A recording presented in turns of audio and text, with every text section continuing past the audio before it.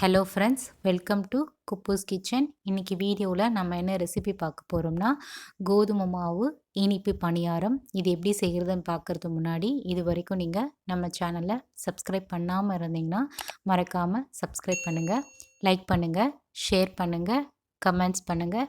மறக்காமல் பெல் நோட்டிஃபிகேஷனை கிளிக் பண்ணுங்கள். அப்போ தான் நாங்கள் அப்லோட் பண்ணுற வீடியோஸ் உங்களுக்கு உடனுக்குடன் சேரும்.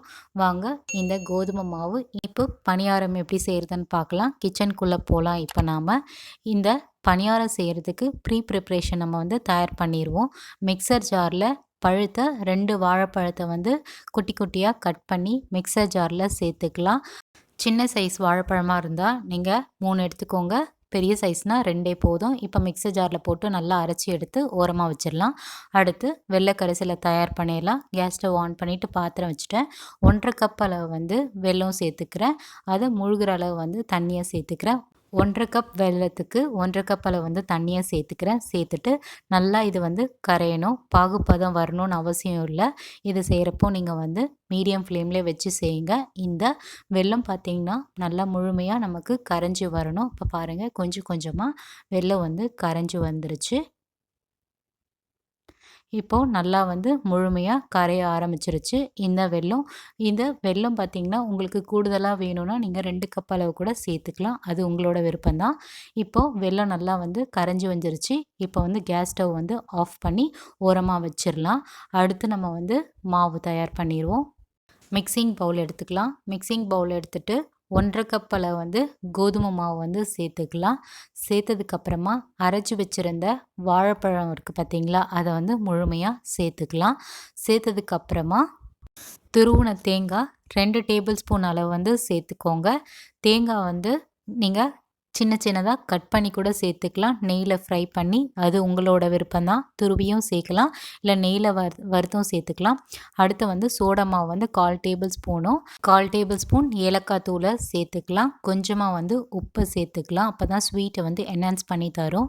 அடுத்து நம்ம தயார் பண்ணி வச்சுருந்த வெள்ளை கரைசலை கொஞ்சம் கொஞ்சமாக சேர்த்து நல்லா மிக்ஸ் பண்ணி விடுவோம். இதில் இருக்க எல்லா வெள்ளை கரைசலும் நம்ம சேர்த்துக்கலாம். இன்கேஸ் உங்களுக்கு அதிகம் ஆனா மாதிரி இருந்ததுன்னா தண்ணியாக நீங்கள் இன்னும் கொஞ்சம் கோதுமை மாவு சேர்த்துக்கலாம். பிரச்சனை கிடையாது.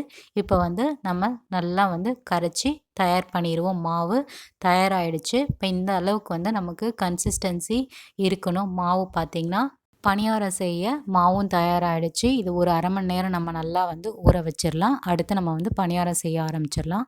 1/2 மணி நேரம் கழித்து நம்ம பணியாரம் சுட ஆரம்பிக்கலாம். கேஸ் ஸ்டவ் ஆன் பண்ணிவிட்டு பணியாரக்கல் வச்சுட்டேன்.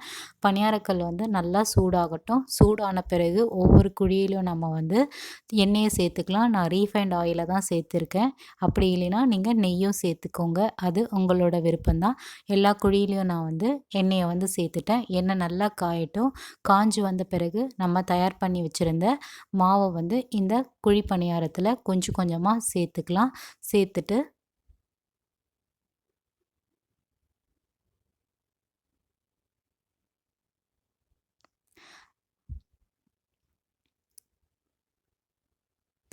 இப்போ பாருங்கள், எல்லா குழியிலையும் நம்ம மாவு சேர்த்துட்டோம். இப்போ இதை நல்லா வேகணும். கம்ப்ளீட்டாக வெந்து வரணும். இப்போ நம்ம லிட்டை போட்டு க்ளோஸ் பண்ணிடலாம் பணியாரம் வேகிறதுக்காக. இதை செய்கிறப்போ நீங்கள் லோ ஃப்ளேம்லேயே வச்சு செய்யுங்க. அப்போ தான் உள்ளே இருக்க மாவுலாம் நல்லா வெந்து வரும். இன்கேஸ் நீங்கள் ஹை ஃப்ளேமில் வச்சிங்கன்னா மேலே மட்டும் நமக்கு வெந்திருக்கும், உள்ளே வேகாமல் இருக்கும். ஸோ நீங்கள் லோ ஃப்ளேம்லேயே வச்சு செய்யுங்க. இப்போ பணியாரத்தை ஒன்று ஒன்றா திருப்பி போட்டுக்கலாம். இது திருப்பி போடுறதுக்கு கொஞ்சம் கஷ்டம்தான். நீங்கள் மெதுவாகவே திருப்பி போடுங்க, அவசரம்லாம் இல்லை.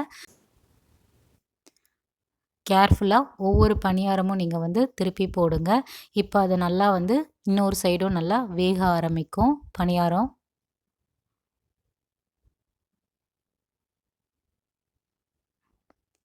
ஒவ்வொரு பணியாரமாக நான் திருப்பி போட்டுட்ருக்கேன். இது கொஞ்சம் நேரம் ஆகும். பார்த்து பார்த்து தான் திருப்பி போட்டாகணும், வேறு வழி கிடையாது.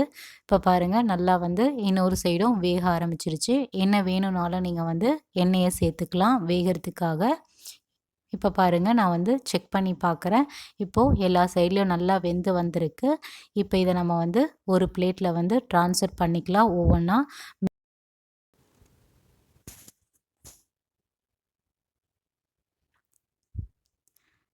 எல்லா பணியாரமும் நம்ம வந்து பிளேட்டில் வந்து ட்ரான்ஸ்ஃபர் பண்ணிக்கலாம். மெதுவாகவே எடுத்துக்கலாம், அவசரம் கிடையாது.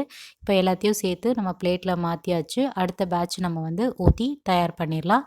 அவ்வளோதாங்க, வீட்டிலே சுலபமாக கோதுமை மாவை வச்சு இனிப்பு பணியாரம் எப்படி செய்கிறதுன்றது இன்றைக்கி வீடியோவில் பார்த்தோம். நீங்களும் உங்கள் வீட்டில் செஞ்சு பார்த்துட்டு எப்படி இருக்குன்றத எங்களுக்கு மறக்காமல் கமெண்ட்ஸில் தெரியப்படுத்துங்க. பாருங்கள், பணியாரம் எவ்வளோ சாஃப்டாக வந்திருக்கு. டேஸ்ட் பண்ணி பார்த்தேன், ரொம்ப அருமையாக இருக்குது. இது பர்ஃபெக்டான ஈவினிங் ஸ்நாக்ஸும், இது மார்னிங்கும் சாப்பிடலாம். ரொம்ப ஹெல்த்தியான ரெசிபி தான். இந்த இனிப்பு பணியாரம் குழந்தைங்களுக்கு ஈவினிங் ஸ்கூல் முடித்து வரப்போ கொடுத்தீங்கன்னா மிச்சம் வைக்காமல் சாப்பிட்ருவாங்க. நிறைய பேர் சேனலை சப்ஸ்கிரைப் பண்ணாமல் பார்க்குறீங்க. மறக்காமல் சப்ஸ்கிரைப் பண்ணிவிட்டு சப்போர்ட் பண்ணுங்கள். இதே போல் வேறு ஒரு ரெசிபி வீடியோவில் நாம் சந்திக்கலாம். பை.